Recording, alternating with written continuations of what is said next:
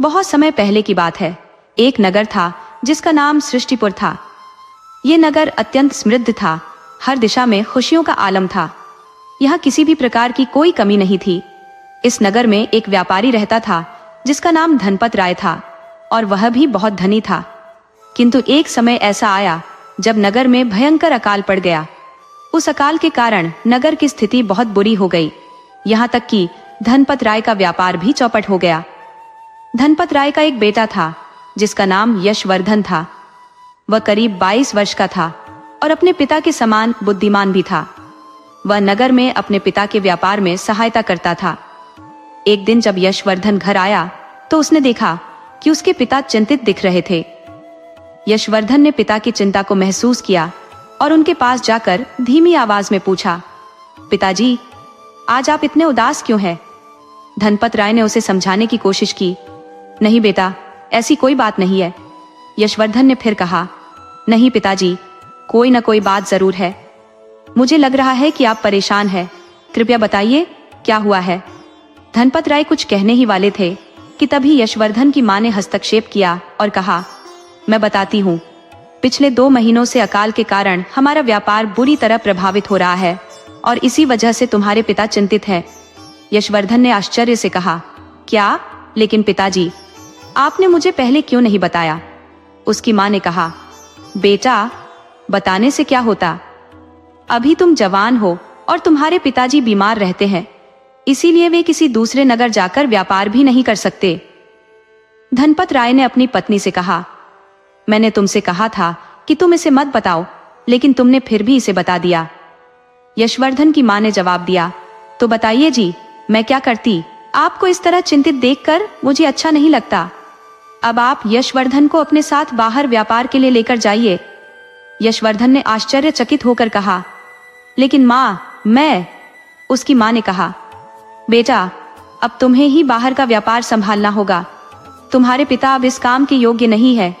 यशवर्धन ने चिंतित होकर कहा, लेकिन मां, मैंने आज तक कभी बाहर कदम नहीं रखा। मुझे बाहर की दुनिया के बारे में कुछ भी नहीं पता। मैं कैसे जाऊंगा? धनपत राय ने अपनी पत्नी से कहा, पार्वती, तुम क्या बोल रही हो? यशवर्धन अभी बहुत छोटा है, क्या वह व्यापार कर पाएगा? यशवर्धन की मां ने अटल स्वर में कहा, क्यों नहीं कर पाएगा? आपने भी तो इससे कम आयु में व्यापार का श्री गणेश किया था, यह भी कर सकता है। क्यों बेटा, मैं सही कह रही हूँ, है ना? यशवर्धन इस अप्रत्याशित परिस्थिति को समझने का प्रयास कर रहा था।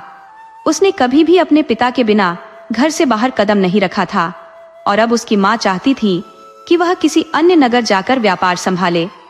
यशवर्धन कुछ समय तक मौन रहा। उसकी मां ने फिर आग्रह किया, बोलो ना बेटा, तुम चुप क्यों हो? अब तुम्हारे पिता के कंधों से भार उतारने का समय आ गया है। तुम्हें अपनी जिम्मेदारी को समझना होगा। मां, पर मैं कैसे? यशवर्धन ने संशय से भरे स्वर में पूछा। उसकी मां तुरंत प्रत्युत्तर देते हुए बोली, तुम क्यों नहीं जा सकते? क्या तुम में कोई कमी है? तुम्हारे पास बुद्धि है, विवेक है और जोश भी। सब कुछ तो है तुम्हारे पास। धनपत राय, जो अब तक मौन थे, बोले, तुम क्या कह रही हो? यह अभी बहुत छोटा है, इसे दुनियादारी का अनुभव कहाँ है? यशवर्धन ने संकोच छोड़ते हुए कहा, नहीं पिताजी, माँ सही कह रही है। वैसे भी मुझे कभी न कभी तो यह दायित्व उठाना ही होगा। धनपत राय ने चिंतित स्वर में कहा, लेकिन बेटा, तुम अकेले यह सब कैसे कर पाओगे? यशवर्धन ने दृढ़ता से जवाब दिया, पिताजी, मुझे अकेले जाने की आवश्यकता ही क्यों होगी? मैं अपने मित्र श्री दत्त को साथ ले जाऊंगा।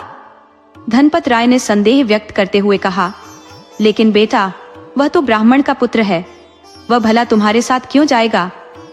यशवर्धन ने आत्मविश्वास से कहा, पिताजी, यह आप मुझ पर छोड़ दीजिए, मैं उसे मना लूंगा। यह कहते हुए वह अपने घनिष्ठ मित्र श्रीदत्त के घर की ओर बढ़ चला। श्रीदत्त, जो यशवर्धन का बाल सखा था, एक निर्धन परिवार से था। उसके पिता का स्वर्गवास हो चुका था और हाल ही में उसका विवाह हुआ था। यशवर्धन ने उसे अपनी समस्या बताई और व्यापार में साथ चलने का अनुरोध किया। श्रीदत्त ने अचंभित होते हुए कहा, नहीं मित्र, मैं तुम्हारे साथ नहीं जा सकता। यशवर्धन ने आश्चर्यचकित होकर पूछा, क्यों नहीं जा सकते? श्रीदत्त मुस्कुराते हुए बोला, ये भी कोई पूछने वाली बात हुई भला? मेरी हाल ही में शादी हुई है, नई नवेली पंडिताइन घर पर है, मैं तुम्हारे साथ कैसे जा सकता हूँ? यशवर्धन ने उसे समझाते हुए कहा, देखो ये तो केवल 1 वर्ष की बात है, अगले वर्ष तक शायद स्थिति सुधर जाए और मेरा व्यापार भी पटरी पर आ जाए। श्रीदत्त ने पुनः इनकार करते हुए कहा, नहीं मित्र, मैं नहीं जा सकता, मेरा कार्य तो पंडिताई का है, इस अकाल के दौरान भले ही विवाह न हो लेकिन मृत्यु तो होगी ही, इन कर्मकांडों से ही मेरा घर चलता है। यशवर्धन ने निराश होकर कहा, मित्र, विवाह के बाद तो तुम पूर्णतः बदल गए हो, मैंने सोचा था कि तुम सच्चे साथी हो, लेकिन तुम तो स्वार्थी निकले। श्रीदत्त ने गंभीर स्वर में कहा, देख भाई, जब तेरी भी नई नई शादी होगी तब तू भी यही करेगा। इंसान इस संसार में अकेला आता है और अकेला ही विदा लेता है, न कोई मित्र उसके साथ जाता है न कोई शत्रु। यशवर्धन ने खिन्न मन से कहा, मैं तुम्हारे ये दार्शनिक उपदेश सुनने नहीं आया हूं, अगर तुम मेरे साथ चलोगे तो मैं तुम्हें अपने लाभ में 10% का हिस्सा दूंगा। श्रीदत्त ने आश्चर्य और उत्साह से पूछा, क्या सच में दोगे? यशवर्धन ने दृढ़ता से कहा, हाँ बिल्कुल दूंगा, लेकिन शर्त यह है कि तुम साथ चलोगे, वरना कुछ नहीं मिलेगा। श्रीदत्त ने मुस्कुराकर सहमति में सिर हिलाया। ठीक है, यशवर्धन ने राहत की सांस लेते हुए कहा, तो तय रहा, पर याद रहे हमें कल सुबह ही निकलना होगा, ठीक है? श्रीदत्त ने हामी भरते हुए कहा, ठीक है, ऐसा ही करेंगे। यशवर्धन ने अपने मित्र को साथ चलने के लिए मना लिया, लेकिन जब श्रीदत्त ने अपनी पत्नी को यह बात बताई तो वह नाराज हो गई। श्रीदत्त ने उसे समझाने और मनाने में काफी समय लगाया। अंततः वह सहमत हुई और अगली सुबह उन्होंने यात्रा की तैयारी शुरू कर दी। यात्रा पर निकलने से पहले श्रीदत्त ने यशवर्धन के समक्ष 3 शर्तें रखी। अगले ही दिन यशवर्धन ने यात्रा के लिए सारी तैयारियां कर ली। उसने खाने पीने का सामान, आवश्यक वस्त्र और उपयोगी सामान एक बड़ी थैली में रख लिया। उसके पिता ने उसे व्यापार के लिए 4 स्वर्ण मुद्राएं दी, ताकि वह दूसरे नगर में किसी समस्या का सामना न करे। थोड़ी ही देर में वह श्रीदत्त के घर पहुंचा और बाहर से पुकारा, श्रीदत्त जल्दी आओ, अगर देर करेंगे तो दोपहर हो जाएगी। घर के अंदर से श्रीदत्त ने आवाज दी, बस तैयार हो रहा हूं, लेकिन रुक, पहले मेरी 3 शर्तें सुन ले। यशवर्धन ने चौंकते हुए पूछा, किस तरह की शर्तें? क्या कहना चाहते हो मित्र? श्रीदत्त बाहर आते हुए बोला, पहली शर्त यह है कि यात्रा के दौरान तुम मुझसे कोई बात नहीं करोगे। यशवर्धन ने विस्मित होकर पूछा, क्या ये कैसी बात है श्रीदत्त? बिना बात किए सफर काटना बेहद कठिन हो जाएगा। श्रीदत्त ने शांत स्वर में समझाया, देखो दोस्त, मुझे सफर के दौरान मौन रहना पसंद है, अगर यह शर्त स्वीकार है तो मैं दूसरी शर्त बताऊं। यशवर्धन ने अधीरता से कहा, ठीक है, बताओ दूसरी शर्त क्या है? श्रीदत्त ने कहा, दूसरी शर्त यह है कि व्यापार के बाद जब हम घर लौटेंगे तो अपना खाना तुम खुद बनाओगे, मैं तुम्हारे लिए खाना नहीं बनाऊंगा। यशवर्धन ने हड़बड़ाते हुए कहा, क्या? लेकिन मुझे खाना बनाना आता ही नहीं। श्रीदत्त मुस्कुराते हुए बोला, तो सीख लो, ये शर्त मंजूर है या नहीं? यशवर्धन ने अनिच्छा से कहा, ठीक है, मंजूर है। श्रीदत्त ने हंसते हुए कहा, अब तीसरी शर्त यह है कि मेरी हर बात माननी होगी। यशवर्धन ने उलझन में पूछा, मतलब? श्रीदत्त ने समझाया, मतलब ये कि जो काम मैं कहूंगा वो करना होगा, मुझे बड़े भाई की तरह मानना होगा और कभी कभी मेरे पैर भी दबाने होंगे। यशवर्धन ने ताज्जुब से कहा, अरे मैं ये नहीं कर सकता, मैं किसी के पैर नहीं दबा सकता। श्रीदत्त ने थोड़ी सख्ती से कहा, अगर नहीं दबा सकते तो फिर मैं नहीं जाऊंगा। यशवर्धन ने आखिरकार हार मानते हुए कहा, ठीक है, दबा दूंगा। श्रीदत्त ने खुशी से कहा, तो चलो अब निकलते हैं। उसने अपनी पत्नी को अलविदा कहा और अपनी मां के पैर छुए। फिर दोनों दोस्त यात्रा पर निकल पड़े। दोनों बिना कोई बात किए साथ चलते जा रहे थे। यशवर्धन का शरीर थोड़ा भारी था, जिससे उसे चलने में कठिनाई हो रही थी। दूसरी ओर श्रीदत्त का शरीर पतला और मजबूत था और उसे पैदल चलने की आदत भी थी। कुछ ही दूर चले होंगे कि यशवर्धन ने थकान से चूर होकर कहा, दोस्त जरा आराम कर ले, मैं बहुत थक गया हूं। श्रीदत्त ने कहा, नहीं दोस्त, हम रुक नहीं सकते। थोड़ी देर में दोपहर होने वाली है, तब रुकेंगे। अभी रुकने का कोई फायदा नहीं। यशवर्धन ने निराशा से कहा, दोस्त, मैं सच में बहुत थक चुका हूं, जरा सा आराम कर लेते हैं। श्रीदत्त ने उसे याद दिलाते हुए कहा, याद है मैंने क्या कहा था? तुम्हें मेरी हर बात माननी होगी। अगर नहीं मानी तो मैं अभी वापस चला जाऊंगा। यशवर्धन ने भारी मन से कहा, ठीक है, जैसा तुम कहो। यशवर्धन के लिए अब चलना बेहद कठिन हो गया था, लेकिन वह अपनी मजबूरी में कुछ कर भी नहीं सकता था।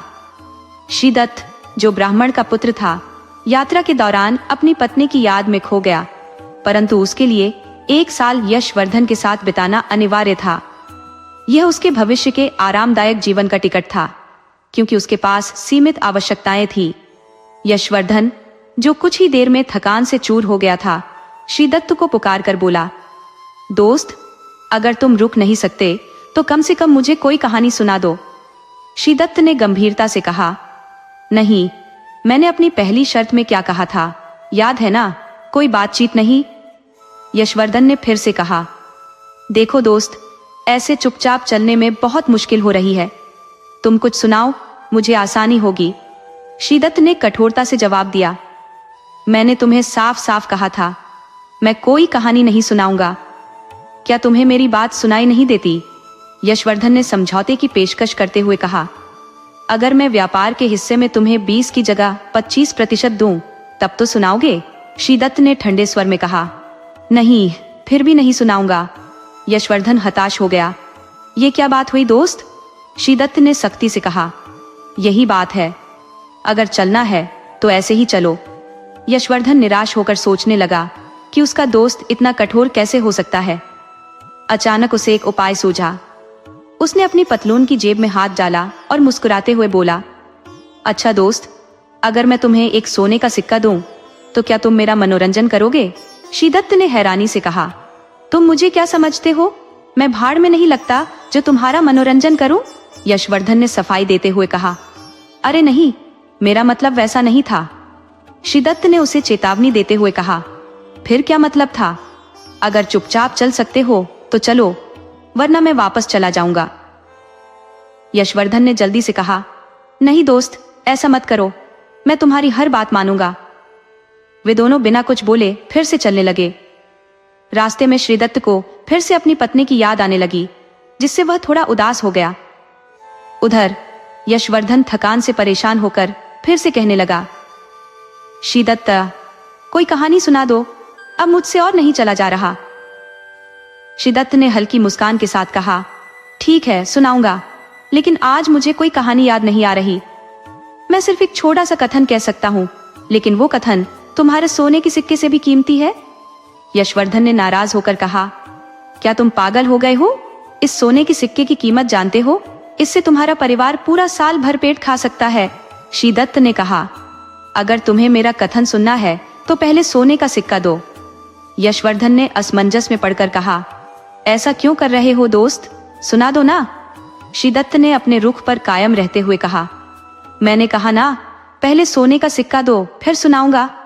ये सुनकर यशवर्धन कुछ देर के लिए चुप हो गया।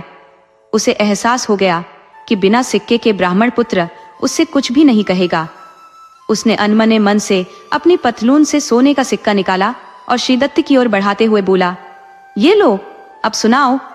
श्रीदत्त ने मुस्कुराते हुए सिक्का लिया और कहा, देखो दोस्त, 1 से भले 2 होते हैं। अगर कभी अकेला महसूस हो तो किसी साथी की तलाश करना। वह साथी कोई भी हो सकता है, इंसान, जानवर या कोई निर्जीव वस्तु, जैसे एक छड़ी। अब चलो आगे बढ़ते हैं। श्रीदत्त के यह कहते ही यशवर्धन के मन में गुस्सा उमड़ पड़ा। उसने इतने कीमती सोने के सिक्के के बदले में ऐसी छोटी सी बात सुनी थी, लेकिन अब वह कुछ नहीं कर सकता था। सिक्का तो ब्राह्मण के पुत्र के हाथ में जा चुका था। अब व्यापारी का पुत्र यशवर्धन अपने आप को धोखे का शिकार महसूस कर रहा था।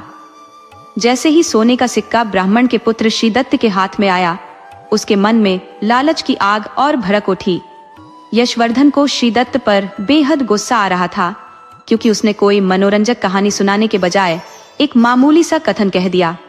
उसे जिस मनोरंजन की दरकार थी वह तो उसे मिला नहीं और ऊपर से सोने का सिक्का भी गंवाना पड़ा। दोनों दोस्त बिना रुके लगातार आगे बढ़ते जा रहे थे। श्रीदत्त तेज कदमों से आगे बढ़ रहा था, जबकि यशवर्धन को चलने में खासी तकलीफ हो रही थी। कुछ दूर और चलने के बाद यशवर्धन ने एक बार फिर से कहा, दोस्त, कोई कहानी सुना दो, सफर आसानी से कट जाएगा। श्रीदत्त ने शांत स्वर में जवाब दिया, मैंने पहले ही कहा था, मेरे पास केवल कुछ कथन है जो कि कहानी से भी ज्यादा अनमोल है और तुम्हारे जीवन में काम आएंगे। अगर तुम चाहो तो मैं एक और सुनाऊं। यशवर्धन ने थोड़ी झुंझलाहट में कहा, सुनाओ यार। श्रीदत्त ने निस्वार्थ मुस्कान के साथ कहा, हाँ क्यों नहीं, लेकिन बदले में एक और सोने का सिक्का लगेगा। अगर मंजूर है तो बोलो। यशवर्धन बोला, नहीं नहीं, मुझे मंजूर नहीं है। श्रीदत्त ने कहा, ठीक है, अगर मंजूर नहीं है तो चलो ऐसे ही। यशवर्धन के मन में खींच उठी, परंतु उसने खुद को संभालते हुए आगे बढ़ने का फैसला किया। वह फिर बोला, दोस्त, तुम बहुत तकलीफ दे रहे हो, एक किस्सा सुना दो ना। श्रीदत्त ने कहा, देखो दोस्त, मैं एक गरीब आदमी हूँ। जब अकाल पड़ता है तो क्या तुम्हारे पिताजी धान का वही मूल्य रखते हैं जो बारिश वाले साल में रखते हैं?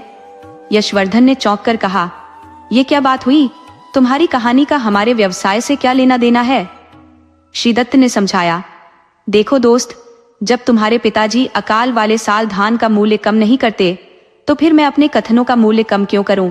जैसे वे समय के अनुसार मूल्य बढ़ाते हैं, वैसे ही मैंने भी अपने कथनों का मूल्य समय के साथ बढ़ा दिया है। अब तुम इसे सही समझो या गलत, पर मैं वही कर रहा हूं जो दुनिया में बाकी लोग करते हैं। यशवर्धन ने जवाब दिया, तो ये बात है, फिर मुझे कोई कथन नहीं सुनना, मैं ऐसे ही तुम्हारे साथ चल दूंगा। श्रीदत्त ने कहा, ठीक है दोस्त, जैसी तुम्हारी मर्जी।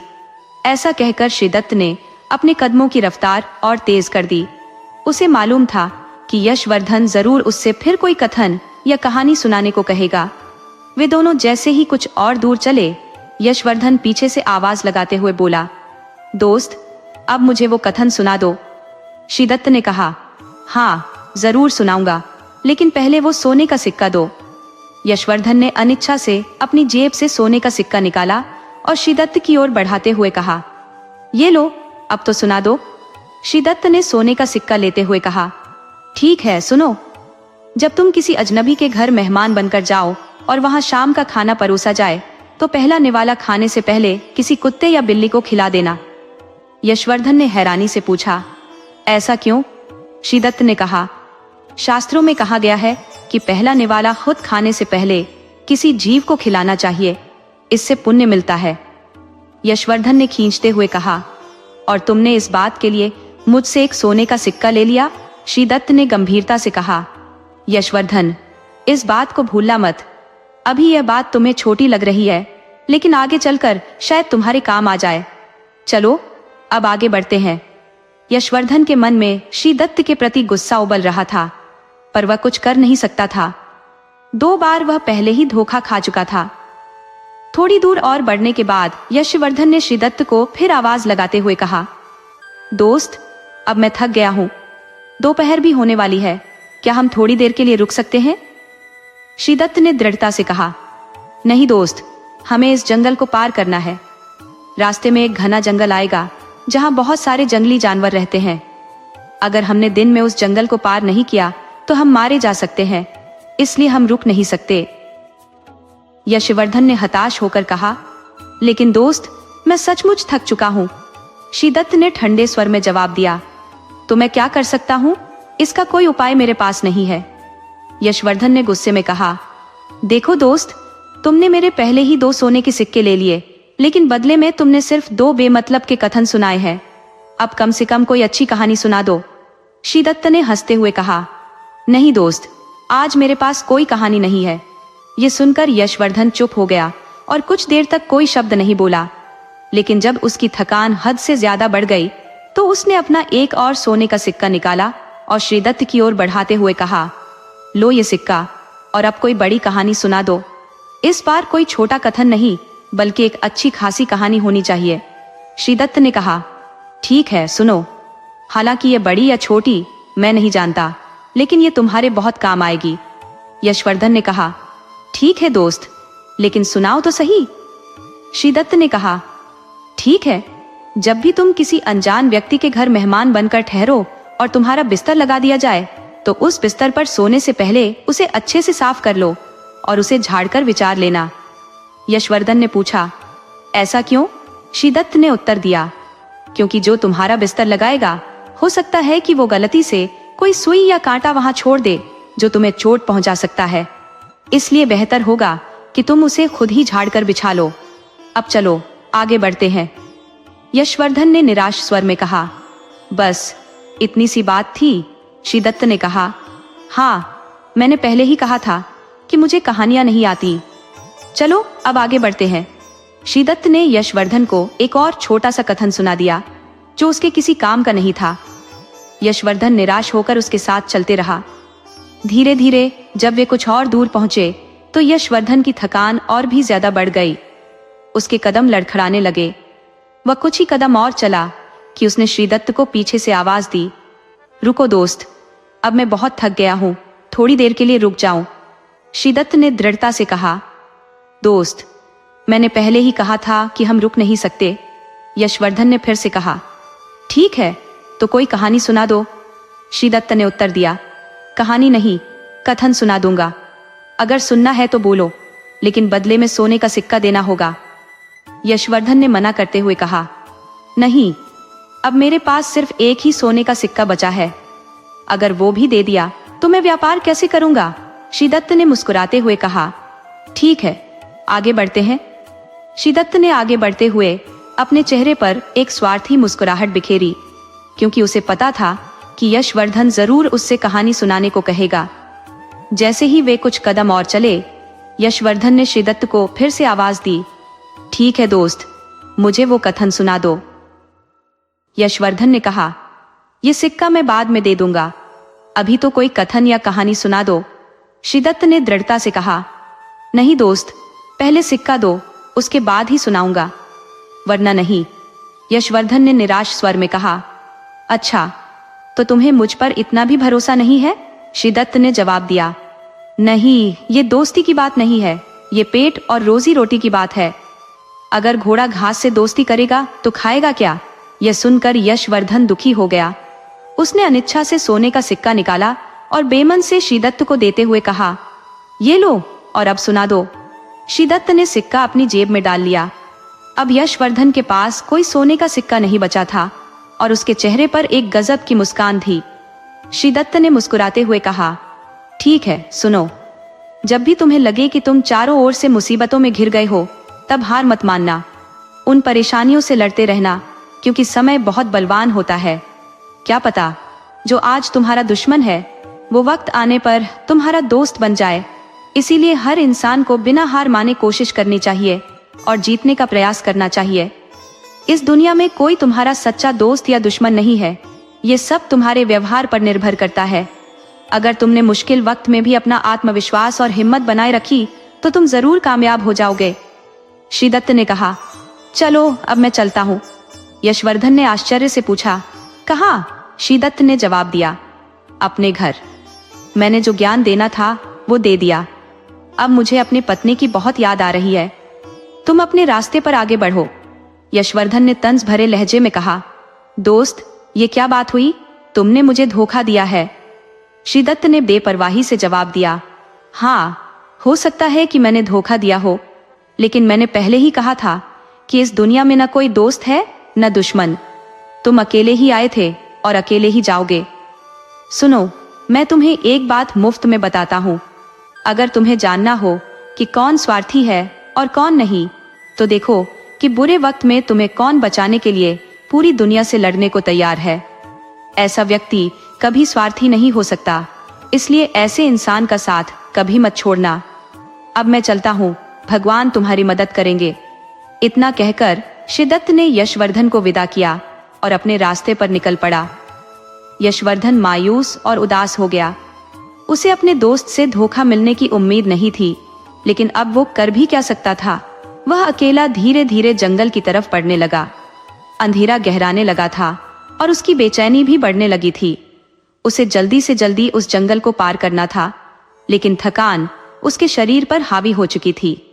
श्रीदत्त उसके सारे सोने के सिक्के ले गया था और अब उसके पास सिवाय निराशा के कुछ नहीं बचा था। भूख भी उसे सताने लगी थी और शाम होने वाली थी। जो मिट्टी का पात्र वह अपने साथ लाया था उसमें पानी खत्म हो चुका था, जिससे उसकी प्यास भी बढ़ गई थी। यशवर्धन ने चारों ओर पानी की तलाश की। अचानक उसे कुछ दूरी पर घने वृक्ष दिखाई दिए।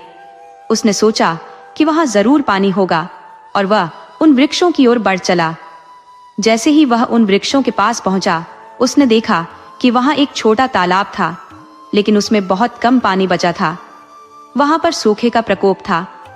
उसने अपना थैला नीचे रखा और तालाब के पानी से मुंह हाथ धोए। फिर उसने अपनी माँ के हाथ का बना खाना खाया। जैसे ही उसने फिर तालाब का पानी पीने की कोशिश की, अचानक उसे एक आवाज सुनाई दी, सुनो मित्र। यशवर्धन ने इधर उधर देखा कि शायद कोई राहगीर उसे पुकार रहा है, लेकिन कोई नजर नहीं आया। उसने बिना ध्यान दिए फिर से पानी पीने की कोशिश की। तभी फिर वही आवाज आई, सुनो मित्र, मैं तुमसे कुछ कह रहा हूं। अब की बार यशवर्धन डर के मारे चारों ओर देखने लगा और जोर से बोला, तुम कौन हो? मेरे सामने क्यों नहीं आ रहे? उस आवाज ने उत्तर दिया, मैं तुम्हारे सामने ही हूं दोस्त, लेकिन शायद तुम मुझे देखना ही नहीं चाहते। यशवर्धन ने चौंकते हुए कहा, क्या मतलब? मुझे तो कुछ भी नजर नहीं आ रहा। उस आवाज ने कहा, नीचे देखो मित्र। यशवर्धन ने डरते हुए नीचे की तरफ देखा तो उसे एक कछुआ पानी से बाहर आता हुआ दिखाई दिया। उसने घबराते हुए पूछा, तुम कौन हो? क्या तुम कोई यक्ष हो? कछुआ हंसते हुए बोला, नहीं दोस्त, मैं न कोई गंधर्व हूं न यक्ष, मैं तो बस एक साधारण कछुआ हूं। क्या तुम मेरी मदद करोगे? यशवर्धन ने जवाब दिया, कैसी मदद? मैं तुम्हारी क्या मदद कर सकता हूं? मैं तुम्हारी कोई मदद नहीं करूंगा। फिर बिना और कुछ कहे यशवर्धन वहां से जाने लगा। लेकिन कछुआ फिर से पीछे से आवाज देकर बोला, सुनो मित्र, मेरी बात तो सुनो। यहाँ सूखा पड़ा है दोस्त, अगर तुम मुझे यहाँ छोड़ दोगे तो मैं बिना पानी के मर जाऊंगा। कृपया मुझे अपने साथ ले चलो। यहाँ से करीब 100 मील दूर एक बड़ी झील है, तुम मुझे वहां छोड़ देना। मैं जीवन भर तुम्हारा आभारी रहूंगा। यशवर्धन ने ठंडे स्वर में कहा, नहीं, मैं इस मामले में तुम्हारी कोई मदद नहीं कर सकता। लेकिन जैसे ही उसने कुछ कदम और बढ़ाए, उसे अपने दोस्त का पहला कथन याद आ गया, एक के भले दो। उसने रुककर सोचा और फिर कछुए के पास लौटकर डरते हुए पूछा, अच्छा, तुम सच में कछुआ ही हो ना? कछुआ हंसकर बोला, हाँ दोस्त, मैं कछुआ ही हूं, न कोई भूत हूं न पिशाच। यशवर्धन ने फिर पूछा, तो फिर तुम इंसानों की भाषा में कैसे बात कर सकते हो? कछुआ बोला, वह सब मैं तुम्हें रास्ते में बताऊंगा, लेकिन क्या तुम मुझे उस झील तक छोड़ दोगे? यशवर्धन ने कहा, ठीक है, छोड़ दूंगा, लेकिन वादा करो तुम मुझे धोखा नहीं दोगे। कछुआ बोला, अरे मित्र, मैंने तुम्हें अपना सच्चा साथी माना है। अगर तुम मुझे मौत से बचा रहे हो तो भला मैं तुम्हें धोखा क्यों दूंगा? यशवर्धन ने थोड़ा सकपकाते हुए कहा, ठीक है, लेकिन तुम मेरे साथ कैसे चलोगे? कछुआ बोला, इसमें कैसे का क्या मतलब? मुझे इस थैली में डाल लो और उसे अपने कंधे पर टांग लो। यशवर्धन ने उसकी बात मानते हुए कछुए को उठाया और उसे थैली में डाल दिया। फिर उसने अपने साथ लाए मिट्टी के पात्र में पानी भरा, ताकि जब भी रास्ते में प्यास लगे तो वह पानी पी सके। इसके बाद वह कछुए के साथ अपनी मंजिल की ओर बढ़ने लगा। धीरे धीरे सूरज ढल रहा था, लेकिन यशवर्धन अब तक जंगल से बाहर नहीं निकला था। इस कारण वह बेचैन हो रहा था और उसने धीरे से कछुए से पूछा, अच्छा, तुमने यह तो बताया ही नहीं कि तुम इंसानों की भाषा कैसे बोल लेते हो? कछुआ मुस्कुराते हुए बोला, यह तो एक वरदान है। यशवर्धन ने उत्सुकता से पूछा, मतलब? कछुआ बोला, करीब 5000 वर्ष पहले एक देवता ने इस तालाब में एक गरीब ब्राह्मण का रूप धारण किया और हमारे पूर्वजों की सेवा से प्रसन्न होकर हमें यह वरदान दिया कि हम इंसानी भाषा बोल सके और राहगीरों का मार्गदर्शन कर सके। यशवर्धन ने हंसते हुए कहा, ओह, तो यह बात है, तुमने मुझे एकदम से डरा ही दिया था। कछुआ भी हंसते हुए बोला, कोई बात नहीं मित्र, अब तो तुम नहीं डर रहे हो, है ना? यशवर्धन ने मजाकिया लहजे में कहा, अब किस बात का डर? अगर तुमने ज्यादा बकवास की तो मैं तुम्हारी गर्दन मरोड़ दूंगा। कछुआ ने हंसते हुए कहा, दोस्तों में ऐसा नहीं होता, यशवर्धन ने उसे चढ़ाते हुए कहा। क्यों नहीं हो सकता? कछुआ बोला। क्योंकि मैं अपनी गर्दन अंदर छुपा लूंगा। दोनों हंसने लगे। फिर यशवर्धन ने कहा, अगर मैंने तुम्हें साथ नहीं लिया होता तो तुम 1 महीने में स्वर्ग सिधार जाते। अब बताओ कौन सा रास्ता सबसे सुरक्षित है, वरना मैं यहां मारा जाऊंगा। कछुआ बोला, हाँ बताता हूं। यशवर्धन कछुए के बताए हुए रास्ते पर आगे बढ़ रहा था। दोनों काफी दूर तक आ गए थे और अब सूरज डूबने ही वाला था। कछुआ और यशवर्धन दोनों ही चिंतित हो रहे थे, क्योंकि अब तक उन्होंने जंगल पार नहीं किया था। जिस जगह वे थे वह जंगली जानवरों की आवाजें सुनाई दे रही थी। यशवर्धन कछुए के साथ बातें करते हुए आगे बढ़ता जा रहा था। तभी उसे किसी चीते की दहाड़ सुनाई दी और डर के मारे यशवर्धन के पैर जैसे जमीन से चिपक गए हों। उसका हाल बुरा हो गया था। कुछ ही पल में वह चीता उसकी आंखों के सामने था। यशवर्धन का दिल दहशत से धड़कने लगा, क्योंकि आज चीते को उसका शिकार मिल गया था। कछुआ तुरंत बोला, मित्र, अब जैसा मैं कहूं वैसा ही करो। यशवर्धन ने घबराते हुए कहा, क्या करूं? कछुआ बोला, जल्दी से मुझे इस चीते की तरफ फेंक दो और दौड़कर उस पेड़ पर चढ़ जाओ। यशवर्धन ने विरोध किया, नहीं, मैं तुम्हें इस जानवर के सामने नहीं फेंक सकता, वह तुम्हें खा जाएगा। कछुआ बोला, मित्र, अब बहस करने का वक्त नहीं है, वह किसी भी पल तुम पर हमला कर सकता है। जल्दी से कदम उठाओ, वरना जान से हाथ धो बैठोगे। यशवर्धन ने हिचकते हुए कहा, लेकिन मैं तुम्हें इस तरह से कैसे फेंक सकता हूँ? कछुआ बोला, इसकी चिंता मत करो, तुम बस मुझे फेंक दो। देखो वह आ रहा है तुम्हारी तरफ। उधर चीता यशवर्धन की ओर तेजी से बढ़ रहा था।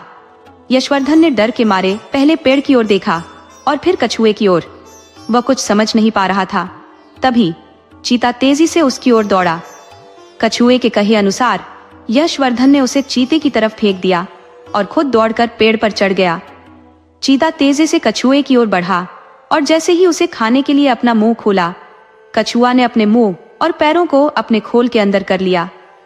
कछुए का खोल इतना मजबूत था कि चीता उसे तोड़ नहीं सका।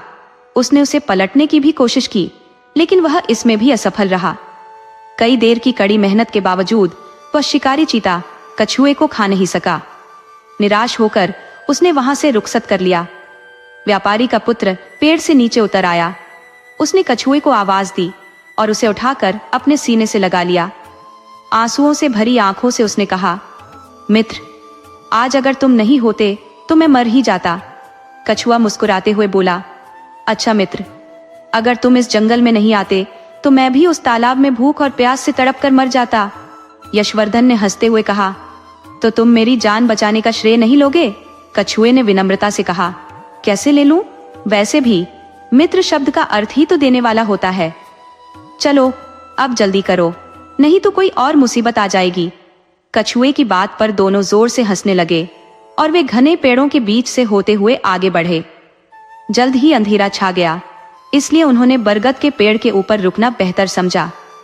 अगले दिन सुबह जल्दी उठकर वे पूरे दिन बातचीत करते हुए चलते रहे। शाम होते होते वे उस झील के किनारे पहुंच गए जहां कछुए को ठहरना था। चारों ओर हरियाली फैली हुई थी और बारिश भी जमकर हो रही थी। वह स्थान बेहद समृद्ध दिख रहा था। झील बहुत ही सुंदर थी और उसमें कमल के फूल खिले हुए थे।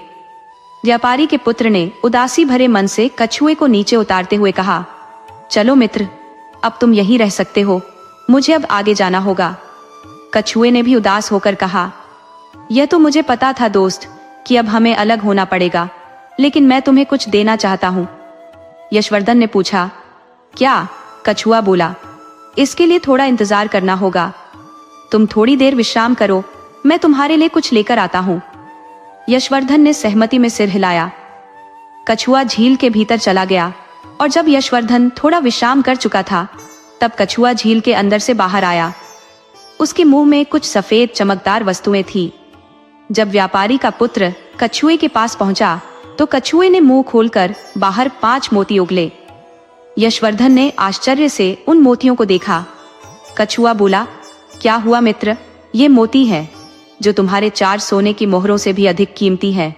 तुम इनकी मदद से व्यापार कर सकोगे? यशवर्धन ने चिंता जताते हुए कहा, लेकिन इन्हें सुरक्षित कैसे रखूं?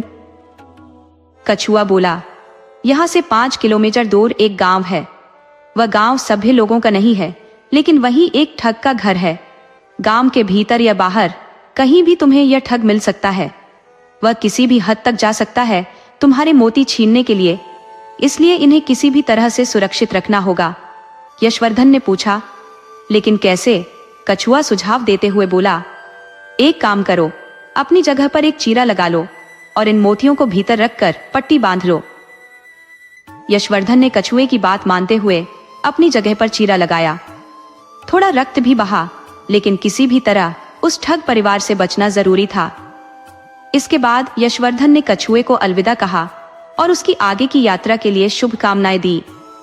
कछुए ने उसे यह भी बताया कि यदि वह उस गांव से सकुशल निकल जाए तो आगे एक सुरक्षित जगह मिल जाएगी जहां वह आसानी से रह सकेगा। यशवर्धन ने कछुए की सभी बातें ध्यान से सुनी और गांठ बांध ली। रास्ते में चलते चलते उसे अपने ब्राह्मण मित्र का पहला कथन याद आया, एक से भले दो। आज यह बात सच साबित हो गई थी। कछुए ने न केवल उसे चीते से बचाया, बल्कि वे कीमती मोती भी दिए। आगे की यात्रा के लिए जरूरी सलाह भी दी। जल्द ही वह उस गांव में प्रवेश कर गया। गांव में प्रवेश करते ही उसे एक बूढ़ा व्यक्ति घर के बाहर चारपाई पर बैठा हुआ दिखाई दिया। वह बूढ़ा यशवर्धन की ओर जोर से आवाज देकर कहने लगा, अरे बेटा, तुम तो राहगीर लगते हो। शाम हो गई है, रात होने वाली है, हमारे घर ठहर जाओ। यशवर्धन उसकी बातों से प्रभावित हो गया। वह बहुत थका हुआ था और उसके घर ठहरना चाहता था, लेकिन तभी उसे कछुए की कही बात याद आ गई। इस गांव में एक घर ठगों का है, वे किसी भी हद तक जा सकते हैं, इसलिए सावधान रहना। यशवर्धन ने बिना रुके आगे बढ़ने का फैसला किया। जैसे ही उसने कुछ कदम आगे बढ़ाए, बूढ़ा फिर से आवाज देता हुआ बोला, अरे बेटा, क्या सोच रहे हो? रात भर हमारे यहाँ रुक जाओ। तुम भले घर के लगते हो, इसीलिए कह रहा हूँ। यशवर्धन ने कहा, नहीं चाचा जी, मुझे अभी बहुत आगे जाना है, इसीलिए मैं नहीं रुक सकता। बूढ़े व्यक्ति ने कहा, अरे बेटा, चाहे जितना भी आगे जाने की कोशिश कर लो, लेकिन तुम जा नहीं पाओगे। यशवर्धन ने चौंक कर पूछा, क्यों चाचा जी, ऐसा क्यों कह रहे हैं? बूढ़ा व्यक्ति मुस्कुराते हुए बोला, बेटा, इस गांव के आखिरी छोर पर एक ठगों का घर है। वो इस राज्य के मशहूर ठग हैं और किसी भी राहगीर को नहीं छोड़ते। फिर उसने सलाह दी, तुम्हारे लिए सबसे बेहतर यही होगा कि रात भर हमारे यहाँ ठहर जाओ। जैसे ही सुबह होगी, मैं तुम्हें घोड़े पर बिठाकर गांव के बाहर तक छोड़ दूंगा। यशवर्धन ने संकोच करते हुए कहा, पर चाचा जी। इस पर बूढ़ा व्यक्ति बोला, पर कुछ नहीं बेटा, मेरी बात मानो, रात भर यहीं ठहर जाओ। तुम मुझे भोले भाले लड़के लगते हो, इसलिए कह रहा हूँ, वरना मैं अपने घर में किसी को ठहरने नहीं देता हूँ। मेरी 2 जवान बेटियां हैं, इसलिए मैं अनजान लोगों को घर में नहीं रोकता। लेकिन तुम अच्छे इंसान लगते हो, इसलिए कह रहा हूँ। यशवर्धन को वह व्यक्ति बहुत भला लगा, इसलिए मुस्कुराते हुए बोला, ठीक है चाचा जी, आप जब इतना कह रहे हैं तो रुक जाता हूँ। बूढ़ा व्यक्ति खुश होकर बोला, अरे वाह, ये हुई ना बात, चलो आओ बेटा, अंदर आओ। फिर वह यशवर्धन को अपने साधारण से घर के अंदर ले गया। घर के अंदर जाते ही यशवर्धन की नजर एक लड़की पर पड़ी जो लगभग 30 साल की होगी। उसके बाल बिखरे हुए थे और कपड़े भी मैले कुचैले थे। ऐसा लग रहा था कि वह परिवार काफी गरीब है। वह लड़की एक चारपाई लेकर आई और यशवर्धन के लिए उसे लगा दिया। बूढ़ा व्यक्ति हंसते हुए बोला, ये मेरी बड़ी बेटी है, अनंत प्रिया। 30 साल की हो चुकी है बेटा, लेकिन अब तक उसकी शादी नहीं हो पाई है। क्या करूं बेटा, बेटी का बाप हूं, लेकिन लोगों को बेटी से ज्यादा सोने की चाहत होती है। यशवर्धन उस लड़की को देखकर उदास हो गया। लड़की कुछ देर बाद यशवर्धन के लिए पानी का गिलास लेकर आई। पानी पीने के बाद यशवर्धन ने धीरे से पूछा, चाचा जी, आप तो कह रहे थे आपकी 2 बेटियां हैं, छोटी वाली कहाँ है? बूढ़ा व्यक्ति बोला, वह आज शाम रामलीला के नाटक के लिए तैयार हो रही है। यशवर्धन ने पूछा, मतलब? बूढ़ा व्यक्ति हंसते हुए बोला, मतलब यह कि मेरी छोटी बेटी गांव की रामलीला में सीता का किरदार निभाती है, तो वह उसकी तैयारी कर रही है, इसलिए वह ज्यादा बातचीत नहीं करती। तुम एक काम करो, पहले जाओ और स्नान कराओ। तब तक मेरी बेटी हमारे लिए खाना बना लेगी। यशवर्धन ने सहमति जताते हुए कहा, ठीक है चाचा जी। बूढ़ा व्यक्ति यशवर्धन के लिए स्नान घर में पानी रखवा देता है और अपना तौलिया भी दे देता है। यशवर्धन अपने कपड़े निकालकर स्नान घर में नहाने चला जाता है। स्नान करके वह वापस आकर चारपाई पर आराम से बैठ जाता है। कुछ ही देर में बूढ़ा व्यक्ति पानी का लोटा और एक बड़ी सी थाली लेकर आता है, जिसमें खीर, हलवा, पूरी और आलू की सब्जी थी। वह थाली यशवर्धन के सामने रख देता है। यशवर्धन को बहुत जोर की भूख लगी हुई थी। बूढ़ा व्यक्ति कहता है, अच्छा बेटा, तुम खाओ, जब तक मैं कुछ काम करके आता हूँ, और अगर कुछ चाहिए हो तो बता देना। यशवर्धन थाली अपनी ओर खिसकाता है और हलवा और खीर के साथ मिलाकर पहला निवाला लेने ही वाला था कि उसे ब्राह्मण मित्र का कहा हुआ वाक्य याद आ गया। उसने कहा था, जब भी बाहर खाना खाओ तो पहला निवाला खुद खाने के बजाय किसी कुत्ते या बिल्ली को खिला देना चाहिए। इससे पुण्य मिलता है और धन की कभी कमी नहीं होती। यशवर्धन ने तुरंत इधर उधर नजर दौड़ाई और देखा कि एक बिल्ली उसके पास बैठी थी। उसने निवाला उठाकर बिल्ली की तरफ फेंक दिया। बिल्ली ने झट से निवाला खाया, लेकिन जैसे ही यशवर्धन अगला निवाला अपने मुंह में लेने लगा, वह बिल्ली तड़पने लगी और मर गई। यशवर्धन का दिल दहल गया और वह डर के मारे कांपने लगा। उसे अब समझ में आ गया कि वह घर किसी साधारण व्यक्ति का नहीं, बल्कि एक ठग का है। यह वही ठग है जिसके बारे में कछुए ने उसे आगाह किया था। ठग और उसकी बेटी को शायद उसके मोतियों के बारे में पता चल गया था, इसलिए उन्होंने उसके खाने में जहर मिला दिया था। अब यशवर्धन एक बड़ी मुसीबत में फंस गया था। कछुए के अनुसार उस घर से बाहर निकलना न केवल कठिन था, बल्कि असंभव भी था। भय के मारे यशवर्धन की स्थिति बुरी तरह से जर्जर हो गई। उसने कांपते हाथों से बिल्ली को उठाया और दीवार के पार फेंक दिया। खाने की थाली को भी उसने दीवार के दूसरी ओर उछाल दिया। फिर उसने अपने हाथ धोए और पानी पीकर एक जोर की नकली डकार ली, ताकि ठग को लगे कि उसने भोजन कर लिया है। यशवर्धन अब सोच रहा था कि कोई भी मुसीबत कभी भी आ सकती है, लेकिन वह नहीं जानता था कि यह मुसीबत कैसी होगी, जवानी की या वृद्धावस्था की, या फिर शांतिपूर्वक बैठने की। इधर बूढ़ा ठग और उसकी 30 वर्षीय बेटी उसके मरने का इंतजार कर रहे थे। ठग ने गंभीरता से पूछा, बेटी, तुमने कहा था कि तुमने खाने में बहुत सारा जहर मिला दिया है, लेकिन वो मरा नहीं, इसका क्या कारण है? अनंत प्रिय ने कहा, पिताजी, मैंने तो जहर डाला था, लेकिन वह बेजान क्यों नहीं हुआ? लगता है वह तो किसी खास मिट्टी का बना है, जो इतना जहर भी सहन कर गया। ठग ने चिंता जताई, बेटा, ध्यान से देखो, क्या तुमने वास्तव में जहर डाला था? अनंत प्रिया ने जवाब दिया, पिताजी, मैंने तो जहर डाला था। अगर यकीन नहीं हो तो आप खुद खाकर देख लें। ठग गुस्से में बोला, तुम पागल हो क्या? अपने पिता को मरे हुए देखना चाहती हो? चलो, मैं देखता हूं कि वह क्यों नहीं मरा। तब तक तुम दूसरी योजना पर काम करो। अनंत प्रिया ने कहा, जी पिताजी, और अपने पिता की योजना के अनुसार आगे की तैयारी करने लगी। ठग ने यशवर्धन के पास जाकर प्यार से कहा, खाना अच्छा था बेटा? यशवर्धन ने झिझकते हुए कहा, हाँ चाचा जी, बहुत अच्छा था। ठग ने कहा, अच्छा, तुम सोच रहे हो क्या? यशवर्धन ने सोचा कि ठग और उसकी बेटी ने उसे मारने की पूरी योजना बनाई थी। उसने खुद को धन्यवाद कहा कि ब्राह्मण मित्र ने उसे सावधान किया, वरना वह बिल्ली की तरह कब का गिर गया होता। ठग ने फिर पूछा, क्या सोच रहे हो बेटा? यशवर्धन ने मुस्कुराते हुए कहा, चाचा जी, मैं सोच रहा था कि क्या आप ऐसा स्वादिष्ट भोजन सभी मेहमानों के लिए बनाते हैं या सिर्फ मेरे लिए? ठग ने हिचकिचाते हुए कहा, हाँ, सभी के लिए बनाते हैं। मेहमान भगवान का रूप होते हैं। यशवर्धन ने सोचा, तो आप सभी को जहर का भोजन कराते हैं और खुद को भगवान मानते हैं। ठग ने कहा, क्या सोच रहे हो बेटा? यशवर्धन ने कहा, कुछ नहीं चाचा जी।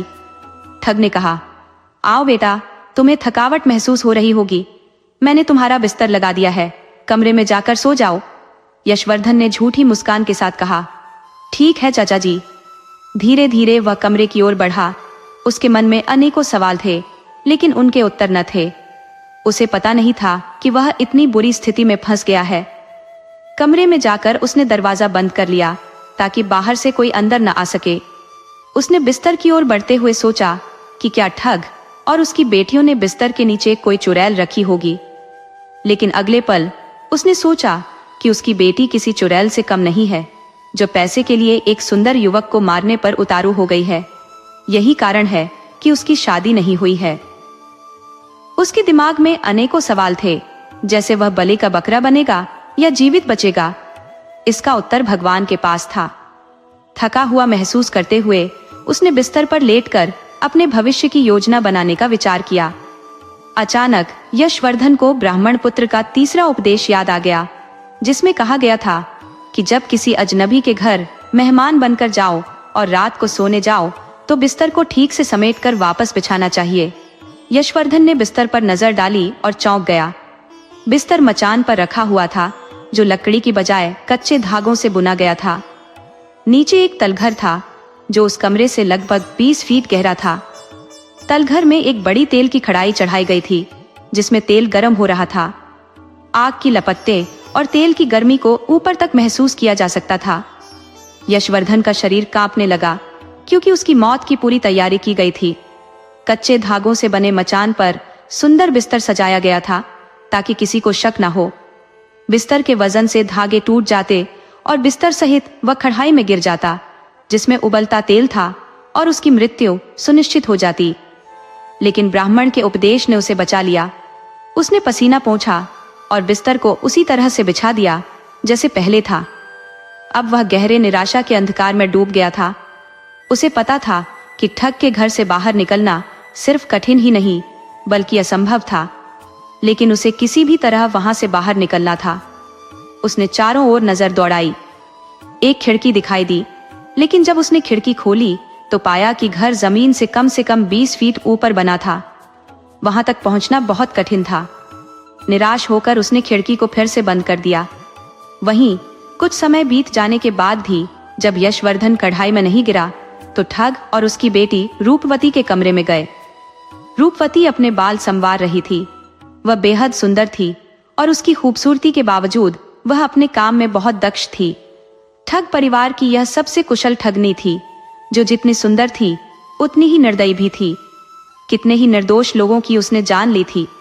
जब ठग उसके पास पहुंचा तो रूपवती ने शैतानी मुस्कान के साथ कहा, पिताजी, कभी खुद से भी काम कर लिया कीजिए। जब भी कोई बड़ा मेहमान आता है, आप उसे मुझसे निपटाने का काम देते हैं। अनंत प्रिया ने कहा, छुटकी, आज का मेहमान बहुत चतुर है। एक तो हमें अब तक यह पता नहीं चला कि उसने अपना धन कहाँ छुपा रखा है। दूसरा, उसने हमारी दोनों योजनाओं को नाकाम कर दिया है।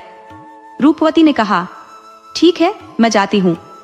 देखती हूँ वह मेरे रूप से कैसे प्रभावित होकर सब कुछ सच सच नहीं बता देता। ठग ने कहा, जाओ बेटी, मेरा आशीर्वाद तुम्हारे साथ है। रूपवती ने एक बड़ा खंजर और बेहोशी की दवाई की डिब्बी अपने साथ ले ली। फिर उसने दूध का गिलास हाथ में लिया और यशवर्धन के कमरे की ओर बढ़ी। यशवर्धन कमरे के कोने में उदास बैठा था और घर से बाहर निकलने की योजना बना रहा था, लेकिन उसके दिमाग में कोई ठोस विचार नहीं आ रहा था। अचानक दरवाजे पर खटखटाहट सुनकर यशवर्धन ने डरते हुए दरवाजे की ओर बढ़ा और कांपती आवाज में पूछा, कौन है? बाहर से आवाज आई, मैं रूपवती हूँ, आपके लिए दूध लाई हूँ। यशवर्धन ने जवाब दिया, मैं दूध नहीं पीता। रूपवती ने कहा, ठीक है, दरवाजा खोलिए। अगर आप दूध नहीं पीते तो भी दरवाजा खोलिए। यशवर्धन ने डरते हुए दरवाजा खोला और रूपवती को देखकर हैरान रह गया। वह साड़ी में किसी अप्सरा से कम नहीं लग रही थी और उसके चेहरे पर कातिलाना मुस्कान थी।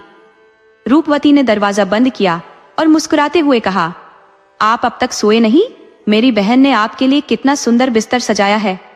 यशवर्धन ने कहा, हाँ, बिस्तर बहुत अच्छा है। आपकी बहन ने हमारे लिए अच्छा खाना बनाया।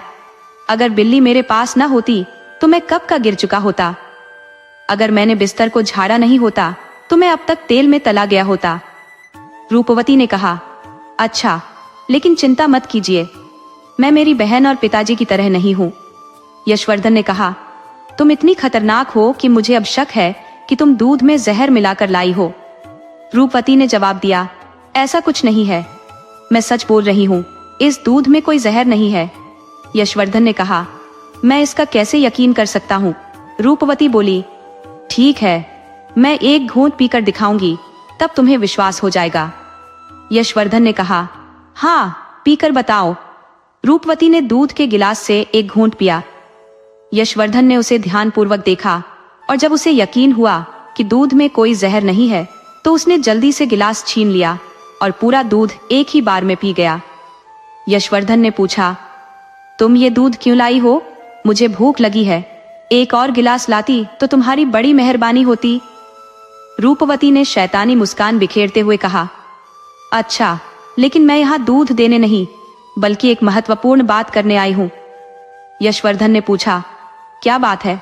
रूपवती बोली, मैंने सुना है तुम्हारे पास धन है। मैं सीधी बात करती हूँ, तुम्हारे पास जितना भी धन है मुझे दे दो, मैं अपने पिताजी से कहकर तुम्हें यहाँ से आजाद करवा दूंगी। यशवर्धन ने कहा, मेरे पास कोई धन नहीं है, मैं तो एक गरीब आदमी हूँ, मेरे पास पैसे कहाँ से आएंगे? रूपवती ने क्रोधित होकर खंजर निकाल लिया और धमकाते हुए कहा, देखो, मुझे चुपचाप बताओ वरना यह खंजर तुम्हारे पेट में घुस जाएगा। यशवर्धन ने कहा, तुम इतनी खूबसूरत हो, तुम पर गुस्सा नहीं आ सकता। ये उम्र खंजर से हत्या की नहीं है, मैं तो तुम्हें अपना दिल दे चुका हूँ। रूपवती ने कहा, दिल अपने पास रखो, मुझे पैसे के सिवाय कुछ और नहीं चाहिए।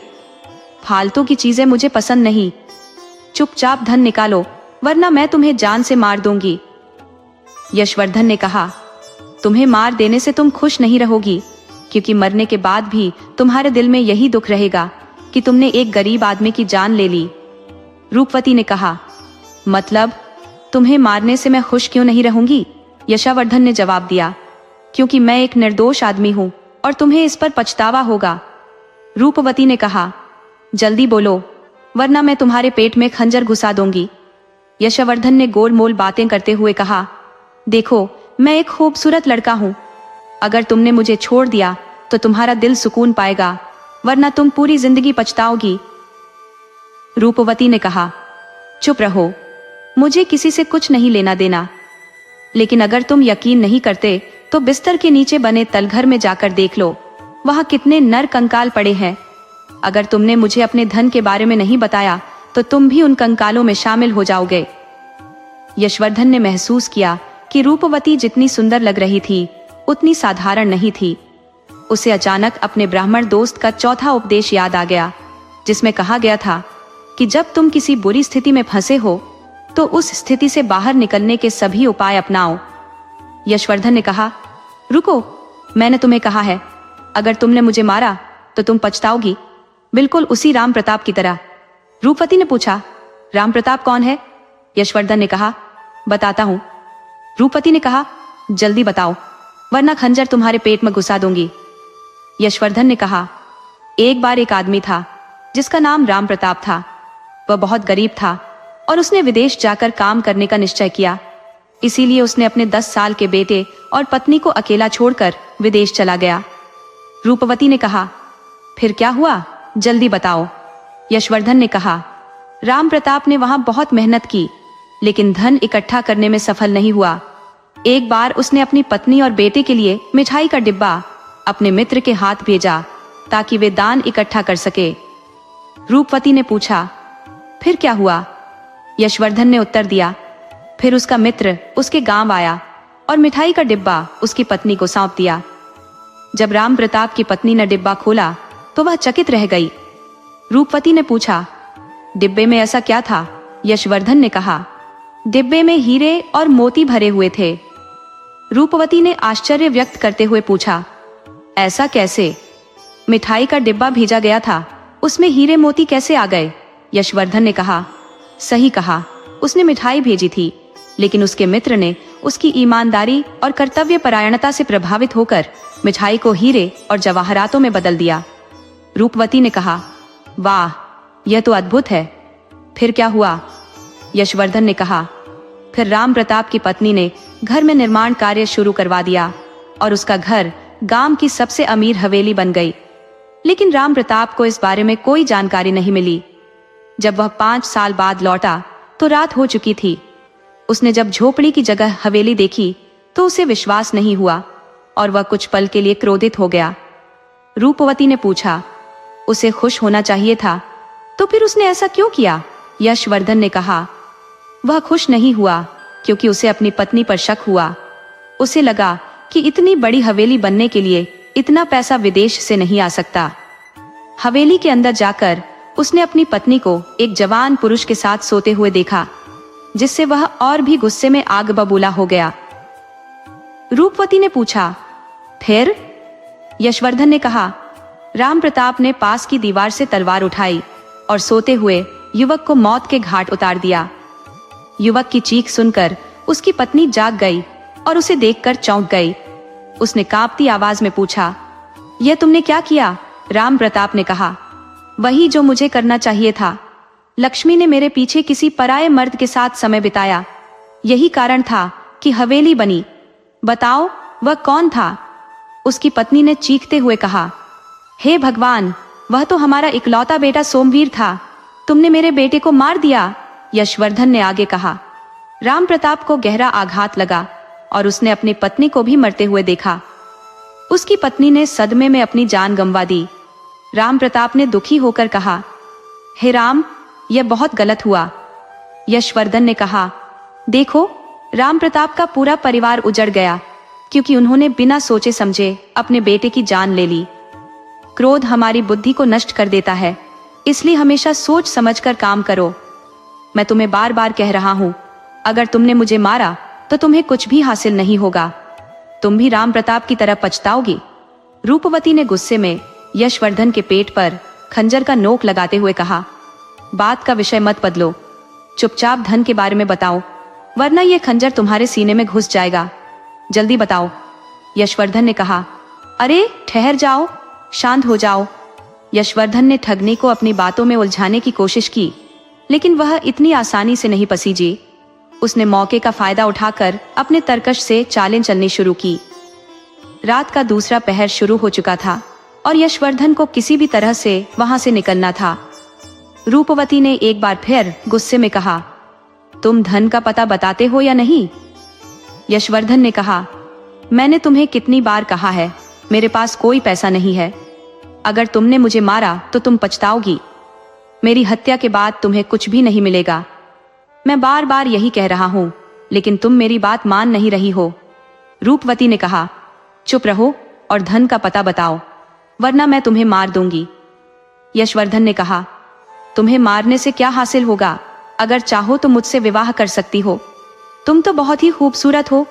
रूपवती ने प्रतिक्रिया दी, ठीक है, लेकिन अब एक प्रेम कहानी सुनाओ, और ध्यान रहे कि कहानी का अंत दुखद न हो, नहीं तो मैं तुम्हारे सीने में खंजर घोंप दूंगी। यशवर्धन ने महसूस किया कि ठगनी उसकी कहानियों से प्रभावित हो रही है, इसलिए उसने ठगनी को पराजित करने के लिए अगला कदम उठाने का निर्णय लिया। उसकी नजर अचानक उस नशे की दवा की डिब्बी पर पड़ी जो उसने बेहोशी लाने के लिए लाई थी। जब यशवर्धन मौन रहा तो क्रोधित होकर रूपवती ने कहा, या तो कहानी सुनाओ, नहीं तो तुम्हारा प्राण अंत कर दूंगी। यशवर्धन ने संयत स्वर में कहा, ठीक है, मैं कहानी सुनाऊंगा, लेकिन पहले यह बताओ कि तुम्हारे हाथ में यह डिब्बा किस वस्तु का है? रूपवती ने तीखे स्वर में उत्तर दिया, यह डिब्बा मैंने तुम्हें अचेत करने के लिए लाया था। यशवर्धन ने जिज्ञासा पूर्वक पूछा, इसमें ऐसा क्या है जो किसी को तुरंत अचेत कर सकता है? रूपवती ने गर्व से कहा, यह बहुत साधारण है। उसने डिब्बा खोला और समझाते हुए कहा, इस दवा की सुगंध को उस व्यक्ति की नाक के पास ले जाओ जिसे बेहोश करना हो, यह तुरंत प्रभाव दिखाएगी।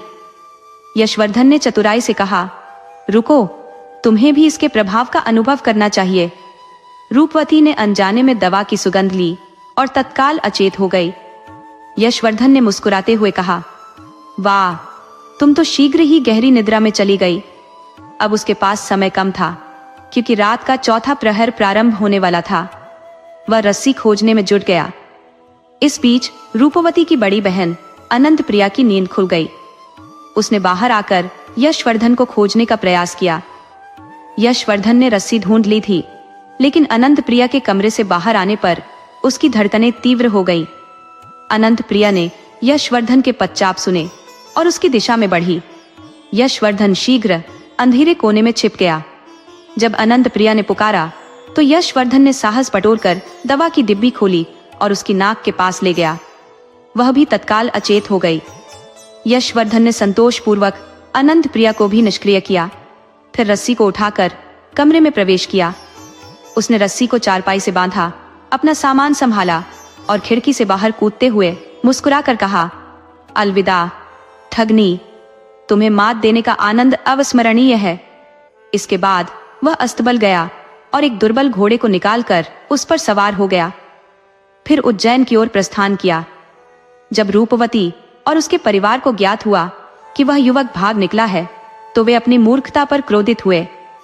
विशेषतः रूपवती, जिसने अपनी सौंदर्य और चातुर्य पर गर्व किया था।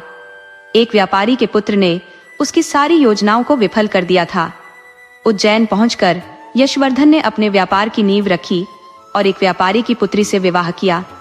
2 वर्षों के अंतराल के बाद यशवर्धन अपने माता पिता से मिलने अपने नगर सृष्टिपुर आया। उसके माता पिता उसकी बुद्धिमत्ता और साहस पर गर्वित थे। अब उनका व्यापार पुनः सुदृढ़ हो चुका था।